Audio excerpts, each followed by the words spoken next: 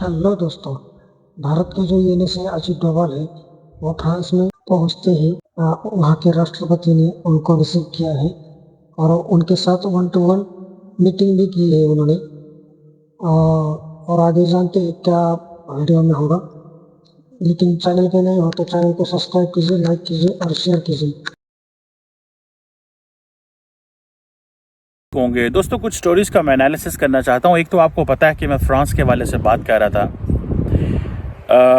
French president Emmanuel Macron ने India के NSA Doval को खुद रिसीव किया और ख़ुद वन ऑन वन डायलॉग किया है।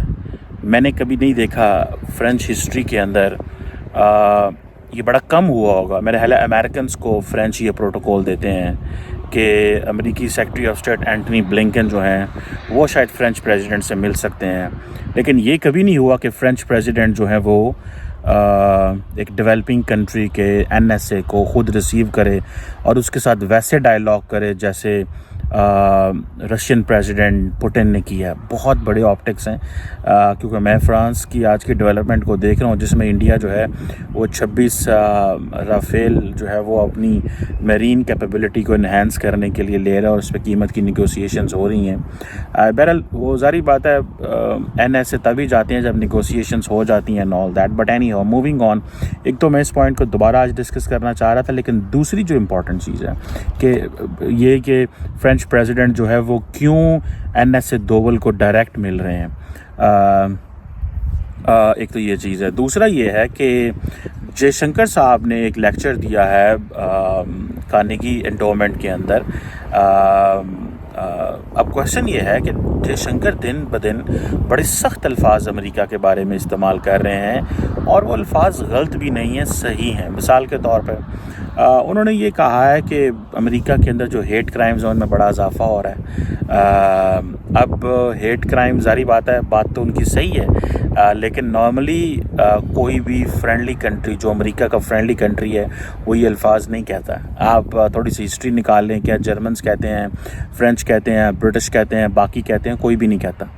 ये इंडियंस ही हैं जो कहते हैं। एक तो ये चीज़ है, इसका मतलब ये है कि इंडियंस जो हैं वो थोड़ी सी लिवरेज ले रहे हैं। दूसरी बात उन्होंने की अब हेट क्राइम्स के हवाले से, दूसरी बात जो उन्होंने की है मैं समझता हूँ वो इम्पॉर्टेंट है। उन्होंने कहा है कि अमेरिका जो है उसने क्वाड्रिलेटरल सिक्योरिटी डायलॉग जो है वो तो बना लिया है, लेकिन क्वाड्रिलेटरल सिक्योरिटी डायलॉग के अंदर जो वो कहते हैं अगर नॉन अलाइनमेंट वर्ड होती तो ये मुमकिन नहीं था। सो अमेरिका ने ये सब कुछ किया है तब when the word is multi alignment. So it means वो कह रहे हैं अमेरिकन्स को कि हम रशिया के साथ भी चलेंगे, हम फ्रांस के साथ भी चलेंगे, हम चाइना के साथ भी चलेंगे, हम अमेरिका के साथ भी चलेंगे।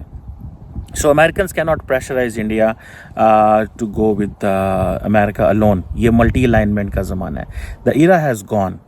और साथ ही उन्होंने जो बड़ी एक और जिसे कहते हैं ना अमेरिकन को चुभती बात की है डॉक्टर जयशंकर ने, और उन्होंने कहा है कि आपका जो इन्फ्लुएंस है अब दुनिया में कम हो चुका हुआ है and you have to understand this thing. ये बड़ी अहम बात है कि एक इम्पॉर्टेंट दोस्त मुल्क का जो मिनिस्टर फॉर एक्सटर्नल अफेयर है वो अमेरिका को अमेरिका में बैठ के कहे कि अब आपका इन्फ्लुएंस कोई नहीं रहा। अब जो है वो अच्छा बातें ये सारी सही हैं and Americans know this and for that matter ये चीज़ें इंपॉर्टेंट हैं, लेकिन ये कोई कर नहीं सकता अमेरिका में बैठ के अमेरिकन्स के मुंह के ऊपर।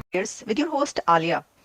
एक बड़ी डेवलपमेंट हमें कल ये नजर आई कि इंडिया के national security adviser Ajit Doval साहब पहुंचे फ्रांस और वहां पर उनकी मीटिंग हुई है फ्रांस के प्रेसिडेंट मैक्रोन के साथ। ये एक बड़ी डेवलपमेंट इसलिए है कि जब कंट्रीज के नेशनल सिक्योरिटी एडवाइजर कहीं जाते हैं तो उनकी मुलाकातें उनके काउंटर पार्ट से होती हैं। उनकी भी मुलाकात हुई होगी या होनी है काउंटर पार्ट के साथ, लेकिन उनके जाते ही वहां पर जो मीटिंग हुई है अजीत डोवल की वो प्रेसिडेंट मैक्रोन के साथ हुई है डायरेक्ट। देखिए इससे क्या पता चलता है, इससे ये पता चलता है कि कहां पर पहुंचा हुआ है इंडिया, कि उसका अगर कोई मिनिस्टर, कोई सिक्योरिटी एडवाइजर, मोदी साहब का कोई एडवाइजर भी यूरोप के किसी कंट्री में, वेस्ट में, सुपर पावर्स के पास कोई चला जाए तो उससे भी वहां का बड़े से बड़ा लीडर या प्राइम मिनिस्टर मिलता है इंडिया के नेशनल सिक्योरिटी एडवाइजर के साथ। दूसरी तरफ हालात क्या है कि प्राइम मिनिस्टर भी चला जाए तो अगले जो हैं वो उनके पास टाइम ही नहीं होता। या कोई छोटे मिनिस्टर्स या वो मिल लेते हैं। बड़ी बात इसलिए है कि ये बताता है, ये चीज़ जो है ना, ये बताती है कि भारत को सब बहुत सीरियसली लेते हैं, बहुत सीरियसली लिया जाता है। और मोदी साहब तो खैर जहाँ जाते हैं उनकी जिस तरह आओ भगत होती है, अमेरिका में देख लेना, प्रेसिडेंट जो बाइडेन कहते हैं कि you are very popular, I want your photograph. जो ऑस्ट्रेलियन प्राइम मिनिस्टर हैं वो कहते हैं कि यू आर दी बॉस। अभी वहां पर जब वो गए हुए थे, जो मीटिंग्स हुई हैं क्वाड की, उसमें आपने देखा हर जगह पर जो दरमियान में खड़े हुए नजर आए हैं वो प्रेसिडेंट जो बाइडेन और नरेंद्र मोदी, दोनों मतलब दरमियान में, बाकी सब जो है वो साइड पर।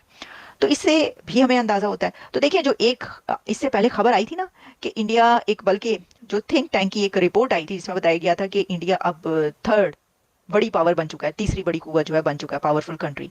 तो अब तो इसके बाद ये लग रहा है कि इंडिया दूसरी बड़ी पावर बन चुका है, दूसरा ताकतवर कंट्री बन चुका है। क्योंकि देखें, अगर फ्रांस का प्रेसिडेंट किसी से मिलता है ना, किसी नेशनल सिक्योरिटी एडवाइजर से, तो वो अमेरिका का नेशनल सिक्योरिटी एडवाइजर होता है। यानी ये जो यूरोपियन कंट्रीज कहीं पर भी अगर कंट्रीज के प्राइम मिनिस्टर्स या प्रेसिडेंट्स किसी नेशनल सिक्योरिटी एडवाइजर, किसी मुल्क के नेशनल सिक्योरिटी एडवाइजर से मिलते हैं, तो वो अमेरिका का नेशनल सिक्योरिटी एडवाइजर होता है। उसके अलावा वो उनके काउंटर पार्ट्स की मुलाकातें होती हैं। तो यहाँ पर अमेरिका के बाद इंडिया के नेशनल सिक्योरिटी एडवाइजर को वो हाथों हाथ ले रहे हैं, वो उनको वेलकम कर रहे हैं, उठ के उनसे मिल रहे हैं, खुद जाके जो है वो उनको वेलकम कर रहे हैं। तो इससे क्या पता चलता है कि या तो अमेरिका के जो सिक्योरिटी एडवाइजर है उससे बातचीत होती है प्रेसिडेंट और प्राइम मिनिस्टर की, या फिर जब इंडिया के जो जाते हैं उनसे बातचीत होती है। ये तो देखें आपके सामने, अब ये इस सिचुएशन ऐसी, इस पर यही कहना पड़ेगा। और क्या वजह, आप ये कह सकते हैं जी उन्होंने कोई खास बात करनी थी, कोई कान में उनकी बात कहनी थी, कोई सीक्रेट बात करनी थी, या कोई मोदी साहब को कोई बड़ा ही सीक्रेट मैसेज करना था, यही हो सकता है ना। आप डिनाई सिर्फ इसी वजह से कर सकते हैं, और नहीं नहीं वो तो वो इसलिए उन्होंने किया कि उन्होंने कोई मैसेज भेजना होगा तो उन्होंने कान में, वो वैसे भी जा सकता था, बताया जा सकता था। एनीवेज, ये तो साबित करती है बात। लेकिन अब वो गए क्यों है वहां पर, तो देखें, वो इस सिनेरियो में कि जिस वक्त जंगें लगी हुई हैं, इससे पहले वो रशिया भी गए थे, और वहां पर जाकर उन्होंने प्रेसिडेंट पुतिन को ही कहा था कि मैं आपके लिए मोदी साहब का पैगाम लेकर आया हूँ। और वो पैगाम क्या था उनको बता दिया था उन्होंने, वो जो यूक्रेन का दौरा था कि भाई ये बातचीत हुई है, ये हाल है, ये सूरत हाल है, तो आप देख लें कि क्या करना है। अच्छा, इसी के साथ अब जब वो वहां पर गए हैं तो पॉसिबिलिटी है कि वो मैसेजेस भी लेकर गए हों ऑब्वियसली। लेकिन इसके अंदर दो बड़े मुआहदे होने जा रहे हैं, हो चुके हैं ऑलमोस्ट, आप समझ लें। एक तो ये कि न्यूक्लियर सबमरीन्स, और उसका तो मैं आपको बता चुकी हूँ, पहले भी मैंने एक पूरा प्रोग्राम किया है उसके ऊपर। तो न्यूक्लियर सबमरीन जो है उसकी डील ऑलमोस्ट डन है इंडिया और फ्रांस के बीच। तो ये एक बड़ा एडवांटेज, बहुत बड़ा जो है इंडिया के पास, ये उसके हाथ आ रहा है कि अब जो है फ्रांस उसको इसमें सपोर्ट कर रहा है और उसकी मदद करेगा इसके बीच। और साथ ही जो है वो राफेल मैरीन जेट जो है, जेट्स जो 26 जेट्स है मेरा ख्याल है कि जिसकी ऑलरेडी डील हो चुकी है उनकी, वो तो डन है और वो उन्होंने उनको देनी है। तो ये जो है, ये दो बड़ी डील्स वहां पर होंगी। ये तो अपनी जगह पर बात है कि इंडिया कहीं पर भी जाता है, देखिए ना, उनके डॉक्टर जयशंकर हों, वो जहां पर भी जाते हैं वहां पर हम देखते हैं बड़े से बड़े एग्रीमेंट्स होते हैं। और जो अजीत दोवल अब जहाँ जा रहे हैं वहां पे भी हम देख रहे हैं कि एग्रीमेंट्स हो रहे हैं। तो ये बड़ा मुआहिदा तो हो ही रहा है। तो ये कोई नई बात नहीं है भारत के लिए एग्रीमेंट्स होना ऐसे। इसकी वजह यह है कि ये तो पूरी दुनिया से कर रहे हो। लेकिन इसमें बड़ी बात यह है कि जो स्टेटस है इंडिया का वो बहुत बढ़ गया है। अब देखिए, इसके ऊपर पाकिस्तान को जो है वो बड़े रिजर्वेशंस रहती हैं, ठीक है ना। वैसे तो इसके ऊपर कोई रिजर्वेशन होने की बात नहीं है, क्योंकि फ्रांस एंड इंडिया डेकेड्स पुराने दोस्त